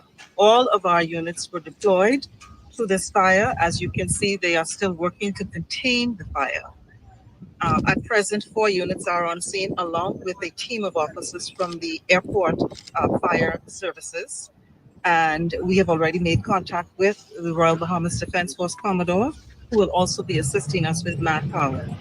This fire is not contained as yet, and so we are asking members of the public, if you are live media, to stay away from this area as the officers work to contain this fire. 3 officers received injury. 2 of them are at the hospital, and we're waiting for another 2 be transported to hospital. Those injuries at this time, I'm told, are minor injuries. So the officers are still trying to gain access. 2 officers were able to get into Solomon's, but they had to retreat. And so we're still working to gain access. We do know that fire is still in the building. This isn't only the building that the Department of Labor was going to occupy. The Ministry of Labor and Public Service serves as the landlord for the government. So we have responsibility. My ministry has responsibility for all buildings. The Department of Labor was one of the ministries that would have been moving into this building, along with the Department of Immigration and the DRM, the Disaster Authority. None of the ministries have moved in officially yet. The Department of Labor was in a closer proximity to moving in. We have had furniture installed, and there are some files are in the building. But fortunately, there are no staff that occupy the building. We were on our final, those staff that were present were on our final walkthrough this morning in preparation for move-in, and that was about 10 persons. And of course, they were able to evacuate safely and remove themselves. Well, that's the tape from the commissioner, right? The commissioner said that the defense force came in to give manpower. Yes. Am I understanding her to say that they didn't have any equipment to work with? You mean firefighting equipment? Firefighting equipment. No, the defense force was there to manage the scene in terms of traffic. I don't know what all for sure, but manage traffic, help with supplies. But in terms of fighting the fire, Professor, that smoke was so thick, you need oxygen and everything, man. Yeah. And I noticed not everybody had oxygen masks that was fighting that fire. Okay, all right. Yeah. So she said manpower. Now, she didn't specifically say what they were doing, right? Right. Or they were just maintaining order in terms of traffic and that kind of thing. Is that I think it's a combination of things, but not fighting the fire directly. Okay, all right. Yeah. So, and then again, I'm not clear on when I don't know if it was in that clip, but 70 persons or so. I don't know if that includes the firefighters and police and defense force, but I think that's the firefighters plus the police that were there. Okay, all right. About 70. Did I hear that? I don't think I heard that. Not in that clip. Not in that clip, particular but I clip. know I heard another one, yeah. But she said 7 minutes. Yeah. 10:44, 10:51, that's 7 minutes. That's 7 You mean minutes. so they came from East Street to the East-West Highway in 7 minutes? Is that what she's telling us? Well, likely, or it may not have been the fire truck. She didn't say if it was an actual truck. She said they arrived on the scene. But the police Yes. arrived in 7 Right. minutes. But they didn't have the equipment with them. then. Not right away. Because when I got there, I saw it was so interesting. I think it would have been when. But you were there ahead of the police, weren't Yeah, you? I was there, I would say, not ahead of the police, not ahead of okay. what she's talking about. All right. I came shortly after this. That same 10:51 is when they got there. I got there right at about 11, right after them. I didn't see. Oh, okay, all right, But okay. maybe like 4 minutes to 11 or All so. right. And I was there from that time. But I was there before, and I could say Global was the first media On the spot. on the spot. Right. Before Okay. I saw when, ZNS would have arrived, the other media outlets, they were there maybe about 15, 20 minutes into the So ordeal. when you came, Mhm. you saw any equipment there, fire trucks, whatever? Did you see any of that? I saw one fire truck. I saw when the first fire truck arrived. Okay. I just happened to be passing in the area of the Marathon Mall. Yeah, you did tell us that. And I You did did see, tell us that. I saw smoke rising, and I said, Right. hold on, is that behind the building Right. or in the industrial park? I was thinking it may have been coming from the industrial park. The fire started outside the building, and unfortunately, they're saying that the generator room That's what they said. caught fire. Fire, right. And that brought the fire into the building. Into the building, okay. All And, right. it happened very quickly. But I was Uh-huh. there when it was just a small fire. Just Small a, fire, yeah. I don't think they expected that it would get away that quickly. Maybe so, yeah. That's quite possible. One fire truck was there, and then I saw when two others arrived. The chief of police said that when they did that report, there were 4 engines on the scene. Oh, okay, all right, okay, yeah. It took them a good maybe 20, 30 minutes to get that number of vehicles there. Okay, I understand Yeah, that, but I'm talking about the time. What I heard her say, 10:44, 7 minutes, Yeah, 7 minutes that would down the be- road. That yeah. 10:51, No, right? that's a police vehicle, not a That's- fire. Oh, not okay, a fire. all right. Yeah. But I just wanted to understand because I say I don't think they're gonna get there that quickly. Professor, if I were to estimate, just trying to be positive about it all, Mm-hmm. those lime green fire engines, the Uh-huh. lime green ones, man, we need more of them. I don't know how much they cost, but we need like a 6-pack of them. We need Yeah, they maybe a dozen. I mean, I don't know what the water output is. Right. The smaller engines hold 1,000 gallons. Okay, that's That- the red ones, right? Yes. Okay, all right. That only sounds like a lot. If you are not connected to a fire hydrant, Yeah. I don't even know how long it take a fire engine to use, 1,000 gallons. 1,000 That's gallons. nothing on a fire like that, Professor. Well, okay, right, yeah. That's nothing. And I would say if they had 4 engines on that fire at that time when she gave that report, Yes. they needed 4 engines to save Solomon's, if I could put it that way. Okay. So if they had doubled the number, if they had 8 fire engines, 4 fighting the fire, and 4 specifically trying to, wet down and keep the flame away from Cartwright Right. and Solomon, Yes. they could have saved the building with more. See, I don't want to be, I'm not saying it to be negative. I'm just saying when you're properly equipped, Yes. you can do a proper job. But that is what is important. And the question is, are we prepared to learn from it? Because Right. see, what I've noticed in this country is we do not have always a willing spirit to admit when we're wrong. So what's going to happen, Hyla, is that you will make the same mistake repeatedly. Yes.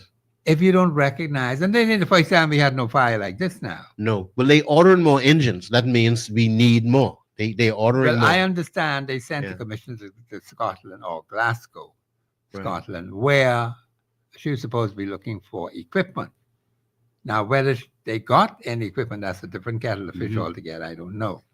But obviously, we may have not had sufficient fire equipment to deal with this particular situation, and they may have felt that perhaps they were not expecting what would really actually happen yesterday.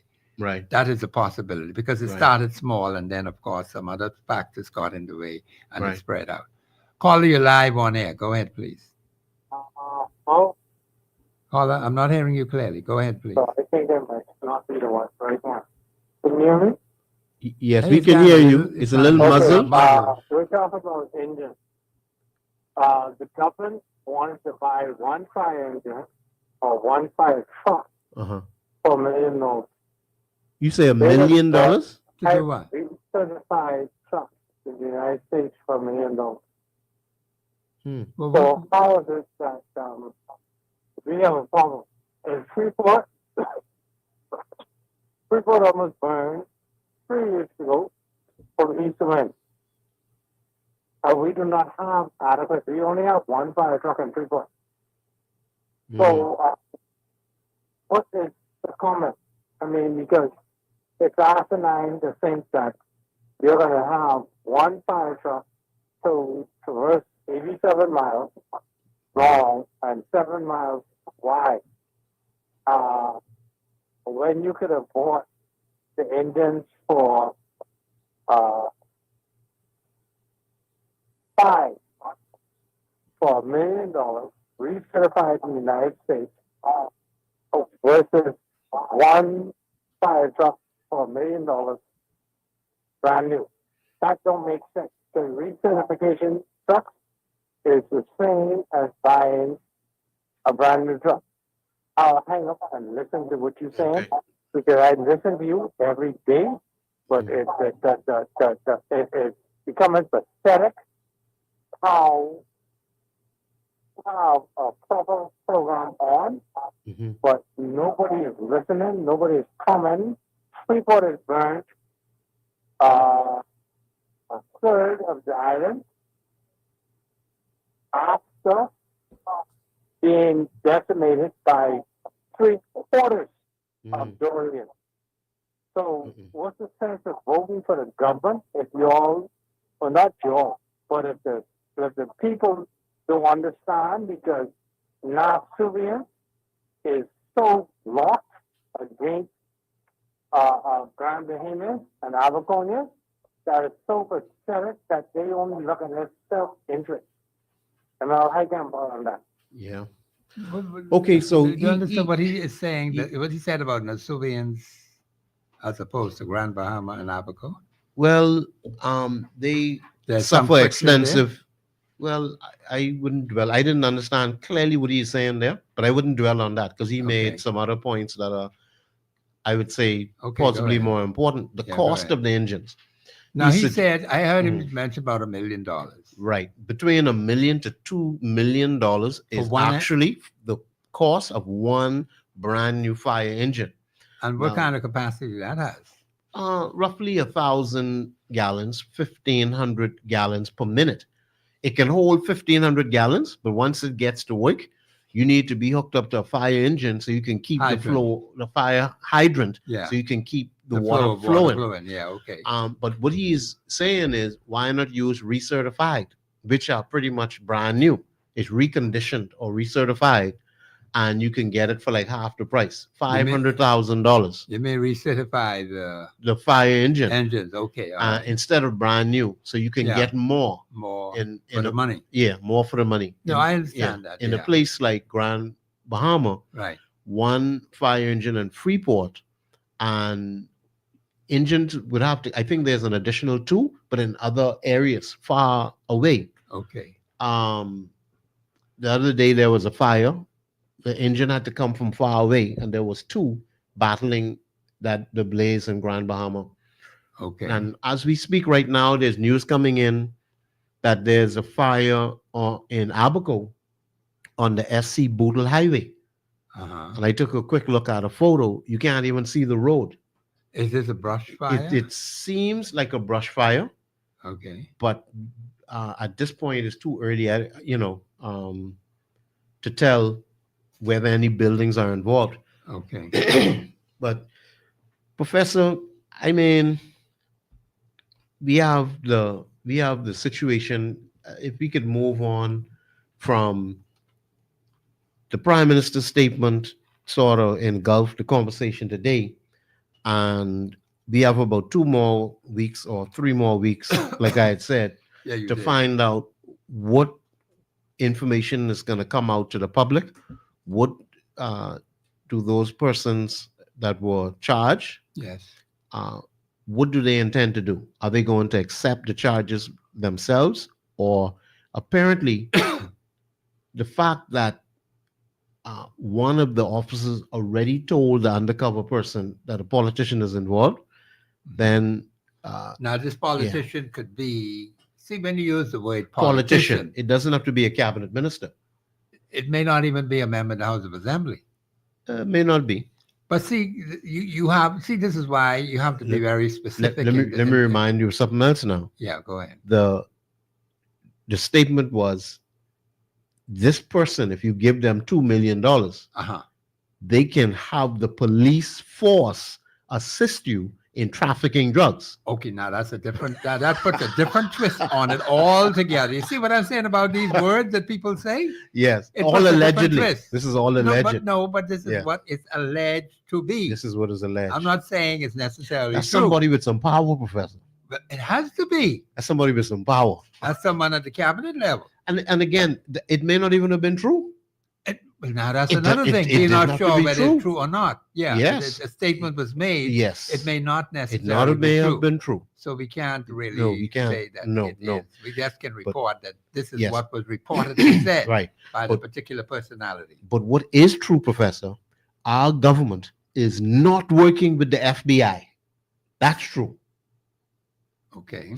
Our government is not working with the National Crime Agency to investigate corruption in the police force. That much, by our own observation, yes, we can see that. And what is so sad, they had a conference, Interpol conference in the Hilton, right after this case broke. Yes.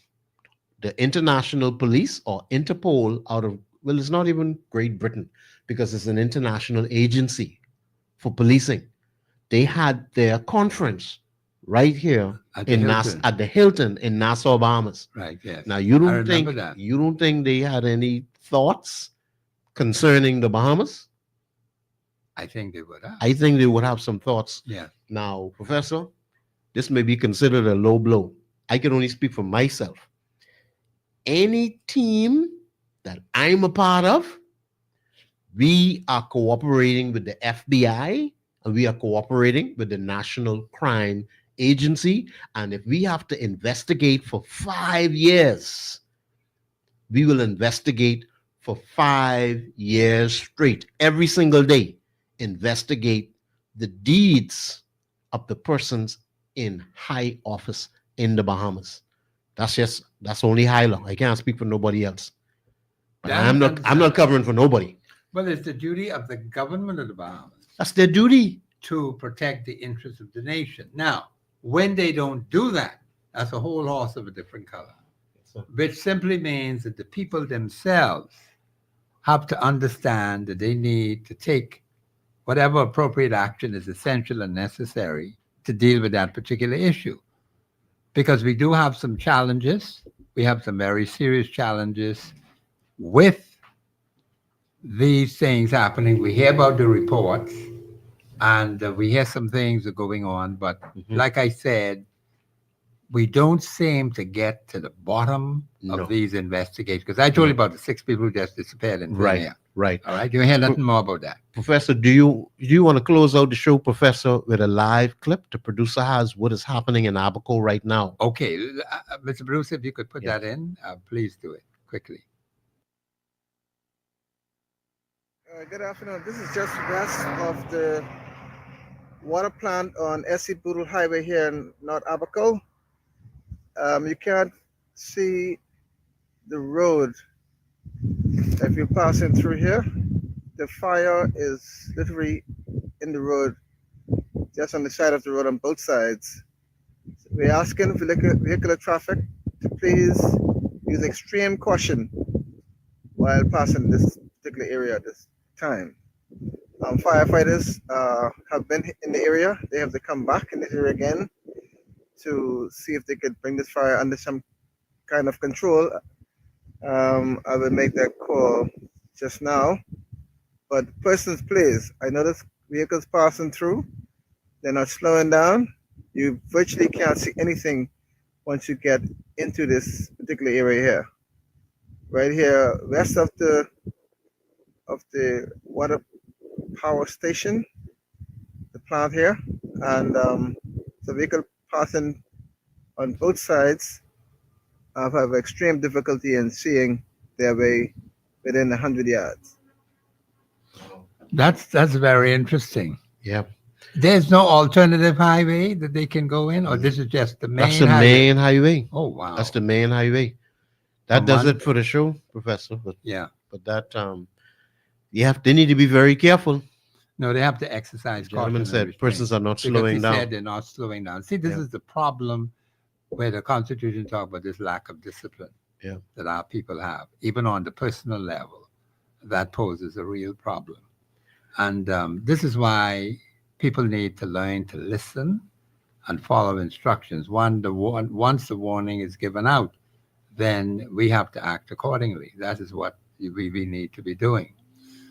It's rather a problem when you find you just have one main highway going from one settlement to the next. You have no alternative. So an event like that, we said, I understand him to say, the fire is on both sides. And he also said that you have very great difficulty in seeing what's going on.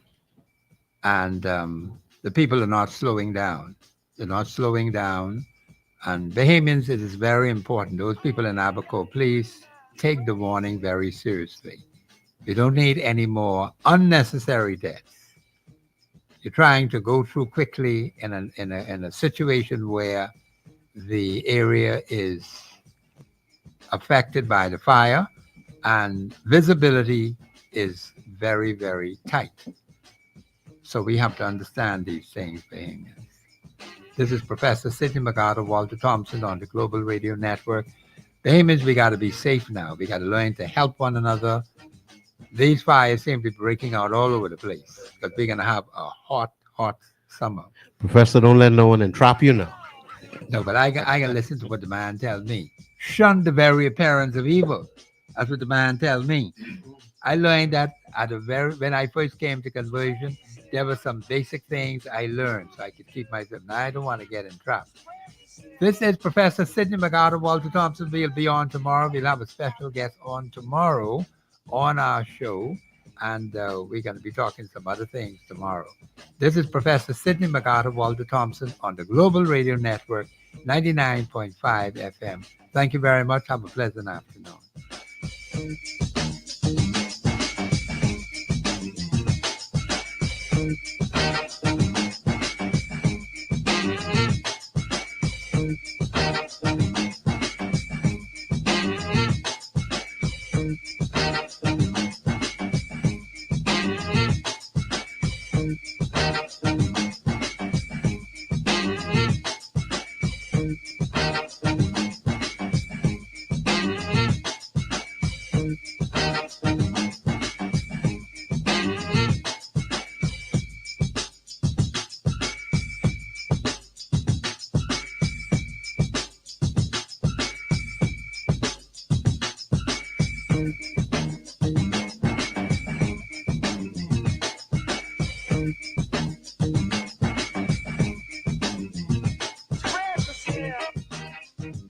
Global 99.5 FM reminds our listeners that the views and opinions expressed on this show are those of the host and guests and not necessarily the opinions of the owners of Global Communications Network and the operators of this radio.